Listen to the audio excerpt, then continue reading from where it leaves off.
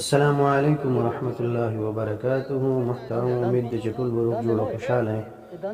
په دې سایټ باندې چې تاسو دا کومه ویډیو ښکاري نو دا په دې مانسهره خواجګانو ته وایي. دغه ځای کې څوک وفات شوي نو د هغې دپاره خلک قبر وباسي، نو خوا کې ورسره بل قبر راوتلی دی او په هغې کې دا چېرته شهید دی نو دغه یو کس نه دی څه په کودالۍ غوندې باندې دغه ولګي ووهي او د هغې نه تازه وینه راروانوي.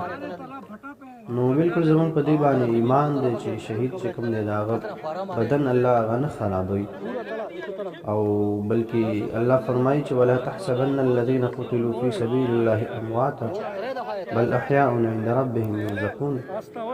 چې دغه خلکو باره کې تاسو هرګز داسې ګمان مه کوئ چې ګنې دی مړه دي چې کوم د الله په لار کې شهیدان شوي دي.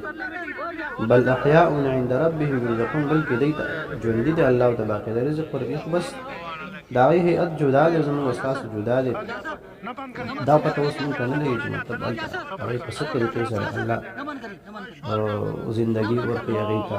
هغې کې بیا مختلف تفاسیر دي چې په مثل د شنو توتیانو مرغو د هغې په دغو کې ناست وي او ځي د جنت خوراکونه کوي، میوې کوي. بهرحال هغه ځان ته موضوع ده، لیکن دلته دا خبره وګورئ چې تاسو د شهید یو بلکل د سترګو لیدلی حال چې هغه بدن الله نه خرابوي، دا ډېره یو اوچته مرتبه د الله پاک دی.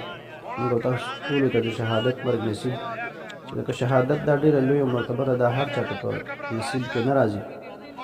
او دا وګورئ ښکلې زبردست وینه در روانه ده، ښه مزېداره تازه وینه. حالانکې د دې قبر بلا چرونه شوي چې دا وفات شوی دی، پته یې نه لګي چې دا څوک دی او څوک نه دی.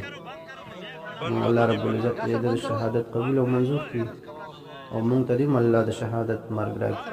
السلام علیکم ورحمة الله.